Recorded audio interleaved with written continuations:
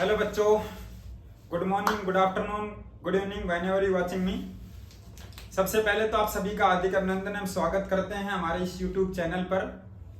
और हम आज आपके लिए स्पेशल टॉपिक बच्चों के डिमांड पर हम लेके आए हैं कि एमएससी प्री जो इस बार सेमेस्टर सिस्टम हुआ है, सेमेस्टर स्कीम हुई है, उसमें बच्चों को बड़ी समस्या आ रही है कि सर हम कैसे पढ़ें, कैसे नहीं पढ़ें। तो उसी में से हम एक पेपर डिस्कस करेंगे आपके सामने, जो आपका स्पेक्ट्रोस्कोपी का पेपर है। तो अपन स्पेक्ट्रोस्कोपी का थोड़ा सा इंट्रोडक्शन आज की क्लास में अपन देखेंगे जी।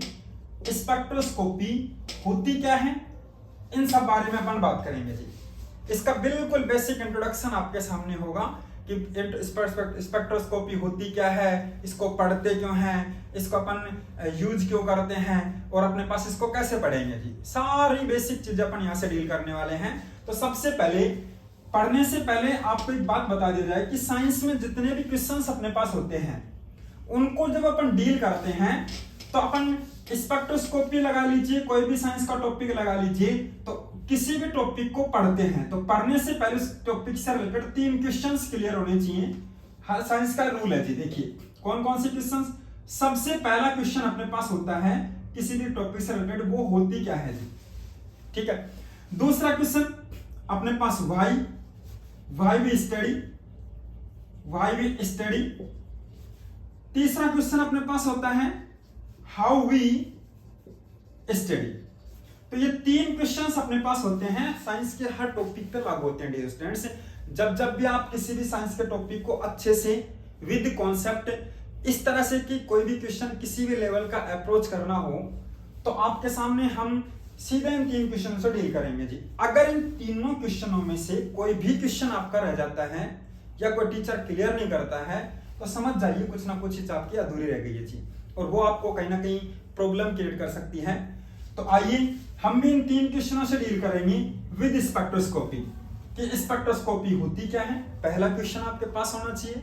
जैसे आपके पास पहला क्वेश्चन क्लियर होगा तो आपके माइंड में एक सिलेबस डाउनलोड हो जाएगा, मतलब कि ये पता चल जाएगा कि हम थ्रू आउट द चैप्टर किस किस के बारे में स्टडी करने वाले हैं, ठीक है। दूसरी बात, जैसे अपने पास क्वेश्चन पहले का पता चलता है फिर पता चलता है कि हम स्पेक्ट्रोस्कोपी को पढ़ते क्यों हैं। दूसरा माइंड अपना जो क्वेश्चन अराइज करता है वो यही करता है कि हम स्पेक्ट्रोस्कोपी को पढ़ते क्यों हैं।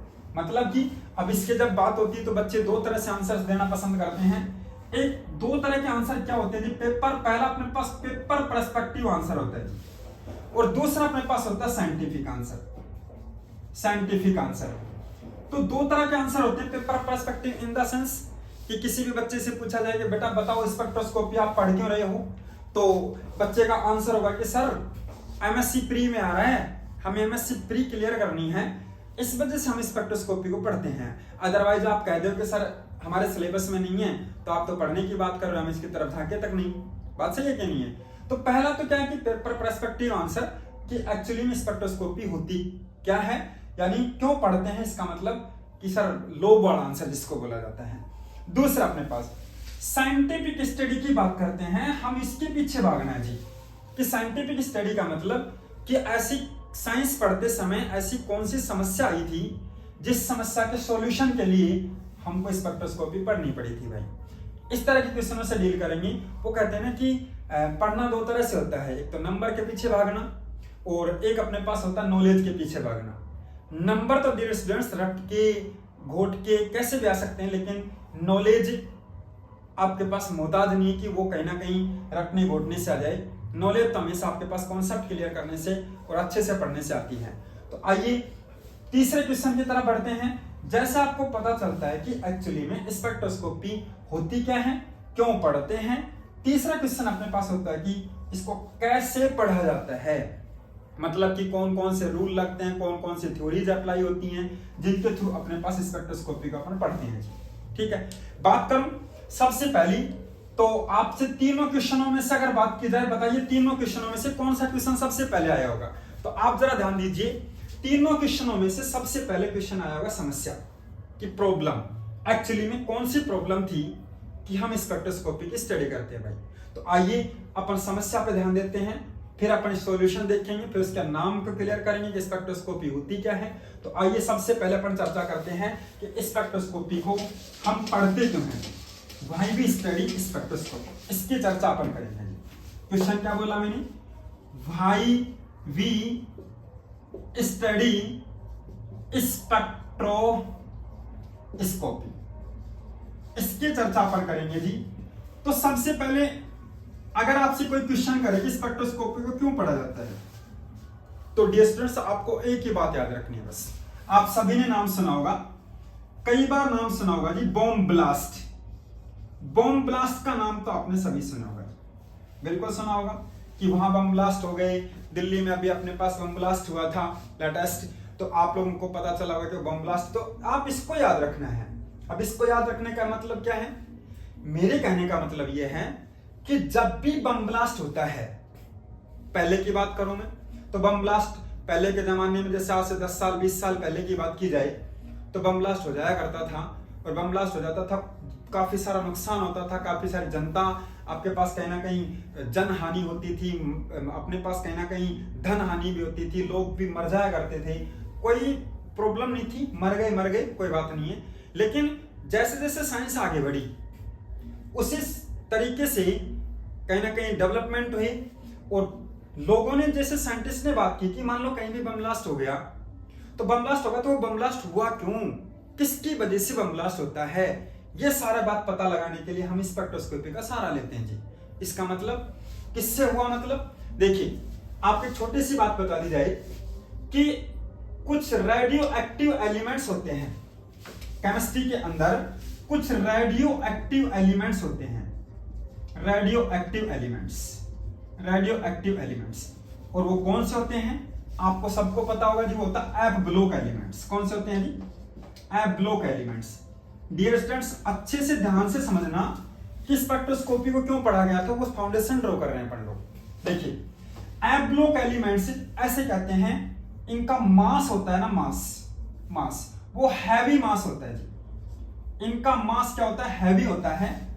और दुनिया में जब भी कोई चीज कोई हैवी होती है ना, जिसका मास बहुत ज्यादा होता है, तो वो अपने आप में अनस्टेबल होते हैं जी। कैसे होते हैं, अनस्टेबल।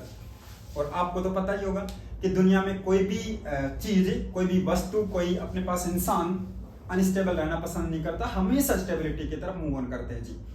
तो ये जो एलिमेंट्स थे जिनका मास बहुत ज्यादा है, इनके अंदर एक प्रॉपर्टी पाई जाती है, और वो प्रॉपर्टी क्या है कि रखे अपने आप ही अपने लाइटर एलिमेंट्स में टूट जाते हैं अपनी स्टेबिलिटी को गेन करने के लिए। आई बात समझ में? तो अपने आप टूटते हैं, तो टूटने का मतलब आप जरा सोचिए, जितने भी बम ब्लास्ट होते हैं, बम बनते हैं, जितने भी अपने पास ब्रस्ट होते हैं, वो मैक्सिमम एलिमेंट्स कौन से होते हैं, एफ ब्लॉक एलिमेंट्स होते हैं, ताकि इनमें अंदर गुण पाया जाता है कि वो अपने आप रखे टूट जाते हैं। जैसे आपने फॉर एग्जांपल इनकी जो अपने पास टूटते हैं, जिसको रेडियो एक्टिविटी के नाम से जानते हैं अपन लोग, तो जब ये टूटते हैं तो क्या कभी इनके ऊपर एक्सटर्नल फैक्टर का कभी इफेक्ट देखा आप लोगों ने? नहीं पड़ता है। जैसे प्रेशर का, टेम्परेचर का, कि कभी आपने जैसे बम चलाता हुआ अगर देखा कि बम को कि मैं नहीं सर्दी में नहीं फट सकता, मैं ओनली गर्मी में फटूंगा जी, मैं बरसात में नहीं फट सकता, नहीं, तू तो बम को चला, वो चलेगा, चाहे सर्दी हो, चाहे गर्मी हो, चाहे बरसात हो, हमेशा बम चलता है जी। तो इसी तरह से जो भी बम बनते हैं, किससे बनते हैं, हैवी एलिमेंट्स। मतलब कि जितने भी ब्लास्ट होते हैं उनमें कौन सा एलिमेंट ज्यादा पाया जाता है, हैवी एलिमेंट, दैट मींस हमारे पास रेडियो एक्टिव एलिमेंट्स। अब आपको इस पे लेकर चलते हैं बम ब्लास्ट पे, कि जब बम ब्लास्ट होता था तो पहले कुछ नहीं होता था, आजकल बम ब्लास्ट होता है सबसे पहले उस जगह पर जहां पे ब्लास्ट होता है, आपके पास पहुंचता कौन है, पहले तो मामला शांत होने के बाद पुलिस पहुंचती है, पुलिस के बाद उस जगह पे रिसर्च लैब की अपने पास टीम पहुंचती है, मतलब साइंटिस्ट पहुंचते हैं, और जहां ब्लास्ट होता है वहां से मिट्टी का सैंपल उठाते हैं जी, और सैंपल उठा के उसको लेबोरेटरी में ले जाते हैं और चेक करते हैं कि इसमें कौन सा मेटल है, कौन सा अननोन एलिमेंट है जिसकी वजह से ये ब्लास्ट हुआ है जी। और वहां पे लेबोरेटरी में ले जाकर उसका पता लगाया जाता है कि जितने भी हैवी एलिमेंट्स, ब्लॉक एलिमेंट्स हैं, उनमें से कौन सा एलिमेंट है, उनका पता लगाते हैं, फिर उसको अपने पास वहां से आसपास चेक किया जाता है कि एक्चुअली में ये ब्लास्ट क्यों हुआ था, कैसे हुआ था, और इस एलिमेंट को यहाँ से हटा दिया जाता है जी। आई बात समझ में? तो इस तरह से आप बताइए, आपको क्या ब्लास्ट होते कोई एलिमेंट का पता चला था क्या? नहीं, कि कौन सा एलिमेंट, नहीं, वो अननोन था, आपके पास अननोन एलिमेंट था, और उस अननोन एलिमेंट का पता लगाना किस में पढ़ते अपन लोग?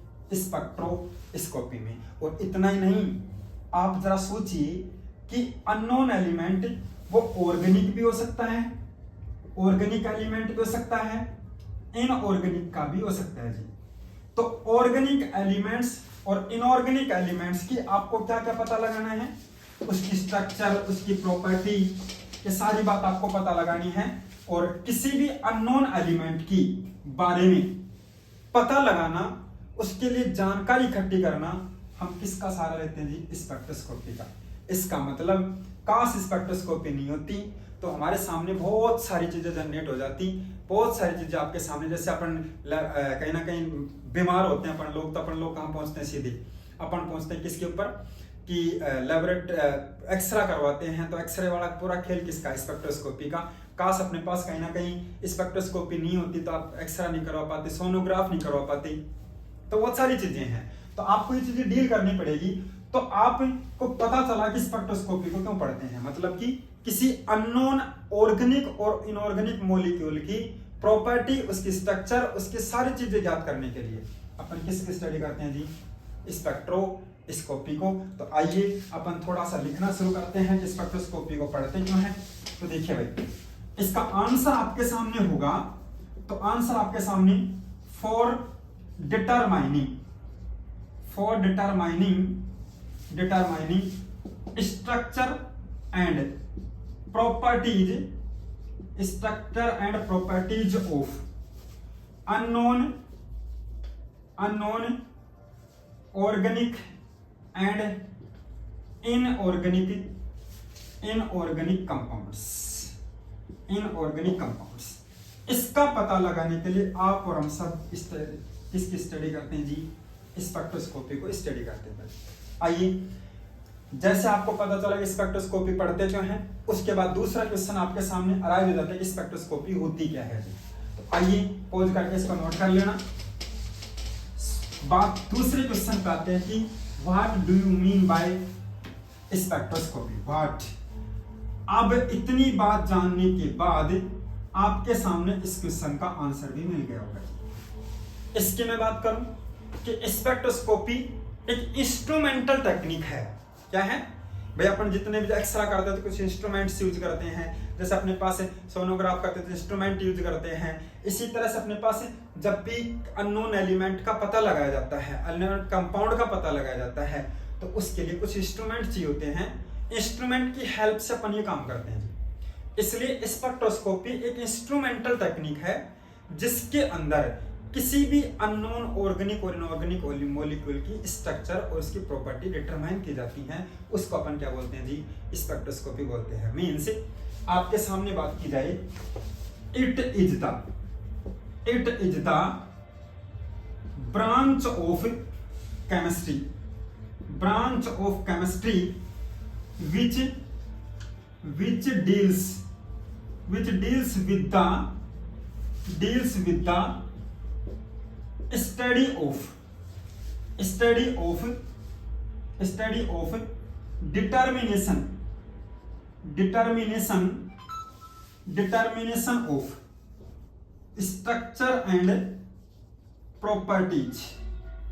structure and properties of unknown organic and inorganic elements is known as spectroscopy. That is the definition of spectroscopy. We completely study that. अपने पास सबसे पहला क्वेश्चन जो मैंने आपके सामने नोट डाउन किया था कि व्हाट, दूसरी बात आपने नोट डाउन किया था व्हाई वी स्टडी। बताइए डियर स्टूडेंट्स, दोनों क्वेश्चनों के जवाब आपको मिले कि नहीं मिले?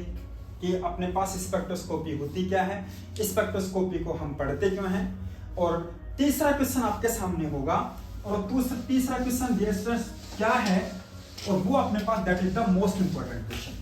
और इसी क्वेश्चन के साथ अपन चैप्टर को फिनिश करेंगे।